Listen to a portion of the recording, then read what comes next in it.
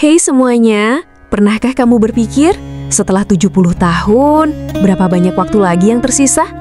Waktu itu terasa jauh lebih berharga kan? Dan tahukah kamu, tubuh kita sebenarnya sudah kasih sinyal-sinyal penting tentang berapa lama kita bisa hidup. Beberapa orang di usia 70-an masih merasa kuat dan penuh energi, sementara yang lain mulai melambat karena masalah kesehatan. Nah, perbedaannya itu seringkali ada pada 7 tanda kunci yang akan kita bahas di video ini.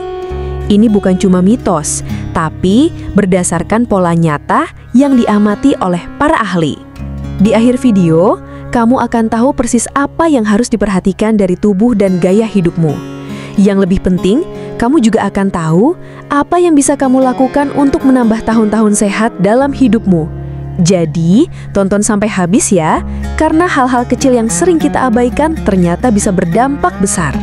Tanda yang pertama dan mungkin yang paling mengejutkan adalah kecepatan jalanmu. Yup, seberapa cepat kamu berjalan? Studi menunjukkan orang yang bisa jalan cepat dan stabil di usia 70-an cenderung hidup lebih lama. Kenapa?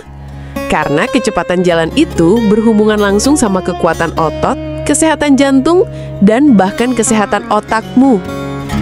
Bayangkan Joe dan Frank, sama-sama 75 tahun. Joe jalan pagi dengan langkah mantap dan percaya diri. Frank sebaliknya, sering melambat, gampang capek, dan kadang merasa nggak stabil. Kecepatan Joe menunjukkan tubuhnya berfungsi baik, tapi langkah Frank yang lambat bisa jadi sinyal peringatan bahwa kesehatannya mulai menurun. Kabar baiknya, kecepatan jalan itu bisa ditingkatkan. Semakin sering kamu jalan, semakin kuat kamu. Jadi, kalau kamu sadar langkahmu mulai melambat, jangan diabaikan ya. Coba deh mulai jalan lebih sering atau latihan kaki sederhana. Tanda yang kedua, yaitu kekuatan genggaman tanganmu. Percaya atau tidak, kekuatan jabat tanganmu bisa mengungkapkan banyak hal tentang masa depanmu. Kekuatan genggaman yang kuat adalah indikator vitalitas yang sangat jelas pada orang dewasa. Ini menunjukkan ototmu kuat, sirkulasi darahmu lancar, dan sarafmu berfungsi baik.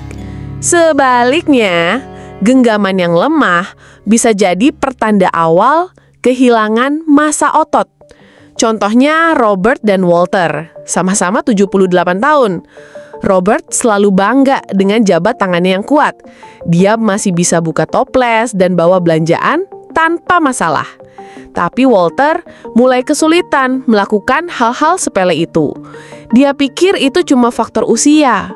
Padahal kekuatan genggamannya yang menurun itu bisa menandakan ototnya melemah, membuatnya lebih rentan jatuh dan sakit. Tanganmu itu cerminan kesehatan ototmu secara keseluruhan. Nah, genggaman juga bisa dilatih kok. Coba deh, remas bola tenis atau pakai hand gripper. Jaga kekuatan genggamanmu biar kamu tetap mandiri dan tangguh. Tanda yang ketiga yaitu kemampuanmu berdiri satu kaki. Sebagian besar dari kita nggak mikirin keseimbangan sampai kita mulai kehilangannya. Tapi kemampuan untuk berdiri dengan satu kaki setidaknya 10 detik adalah salah satu penentu terkuat seberapa lama kamu akan hidup. Penelitian menemukan orang yang kesulitan menjaga keseimbangan lebih rentan jatuh dan mengalami penurunan kognitif. Coba bayangin Carol dan Nancy, sama-sama 70-an. Carol aktif yoga dan bisa berdiri satu kaki dengan mudah. Nancy sebaliknya, langsung goyah dan harus berpegangan. Kehilangan keseimbangan ini bukan cuma nggak nyaman, tapi juga sinyal bahwa koordinasi dan fungsi otaknya mungkin menurun. Kabar baiknya, keseimbangan bisa dilatih. Coba tes ini sekarang. Angkat satu kaki, bisa tahan 10 detik tanpa goyah? Kalau enggak, jangan panik.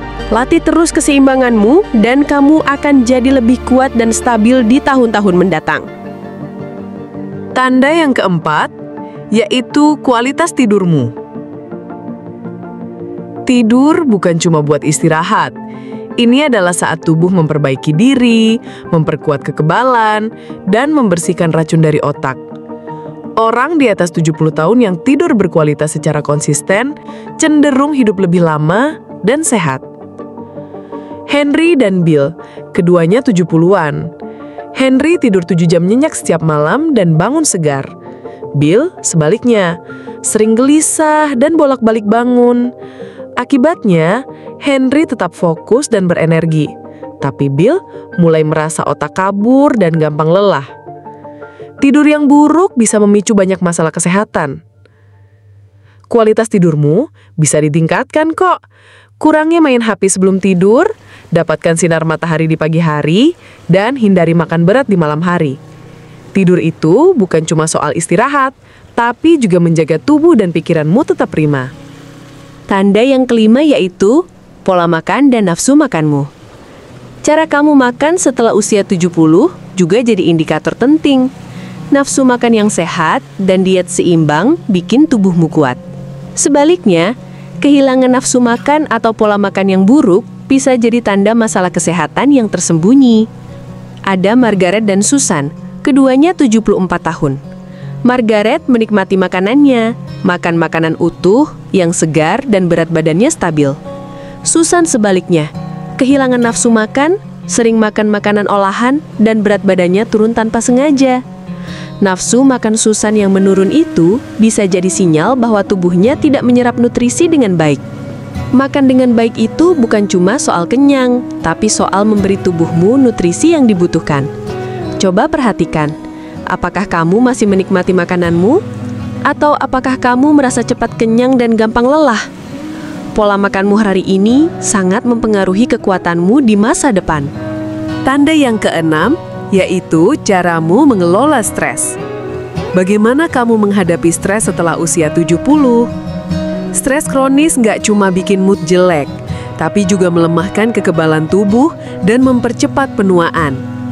Orang yang tahu cara mengelola stres dengan baik cenderung hidup lebih sehat dan aktif. John dan Richard sama-sama 76 tahun. John menghadapi masalah dengan tenang dan nggak terlalu dipikirin. Dia latihan pernafasan dan tetap bersosialisasi. Richard sebaliknya, gampang khawatir dan terjebak dalam pikiran negatif. Seiring waktu, stres Richard mempengaruhi tekanan darah, tidur, dan energinya. Stres jangka panjang bisa memicu peradangan yang berhubungan dengan banyak penyakit. Jangan abaikan kalau kamu sering merasa tegang dan gampang marah. Temukan cara untuk mengelola stres. Entah itu meditasi, tertawa, atau hobi baru. Kemampuanmu untuk tetap tenang dan fokus adalah kunci seberapa lama dan seberapa baik kamu akan hidup. Tanda yang ketujuh yaitu koneksi sosialmu. Kekuatan hubunganmu bisa jadi indikator paling jelas tentang berapa lama kamu akan hidup. Studi menunjukkan orang dengan ikatan sosial yang kuat dengan teman atau keluarga cenderung hidup lebih lama dan lebih sehat. Sebaliknya, kesepian dikaitkan dengan resiko penyakit jantung dan depresi yang lebih tinggi. Contohnya Eleanor dan Barbara, sama-sama 78 tahun. Eleanor punya kehidupan sosial yang aktif, sering ngobrol sama teman dan keluarga. Dia merasa terhubung dan bahagia. Barbara sebaliknya, menghabiskan waktunya sendirian dan mulai merasa terisolasi. Akibatnya, mood dan kesehatannya menurun. Hubungan manusia itu lebih dari sekedar dukungan emosional. Saat berinteraksi, otakmu tetap aktif dan stres menurun. Jadi, kalau kamu mulai menarik diri, jangan ragu untuk kembali bersosialisasi. Hubungan yang kamu bina hari ini bukan cuma bawa kebahagiaan, tapi juga bantu kamu tetap sehat di tahun-tahun mendatang. Nah, sekarang kamu sudah tahu ketujuh tandanya. Luangkan waktu sejenak untuk merenung. Di mana posisimu sekarang? Bagian mana yang perlu ditingkatkan? Ingat, masa depanmu nggak ditetapkan. Pilihan yang kamu buat hari ini bisa berdampak besar. Jangan menunggu dokter bilang sudah terlambat. Mulai sekarang, jalan lebih sering, kuatin ototmu, jaga tidurmu, tetap bersosialisasi, dan kelola stres. Tujuannya bukan cuma untuk hidup lebih lama, tapi untuk hidup lebih baik. Terima kasih sudah menonton. Kami ingin dengar pendapatmu. Tulis di kolom komentar satu hal yang kamu pelajari dan bagaimana kamu akan menerapkannya dalam hidupmu. Dukunganmu sangat berarti. Sampai jumpa di video berikutnya.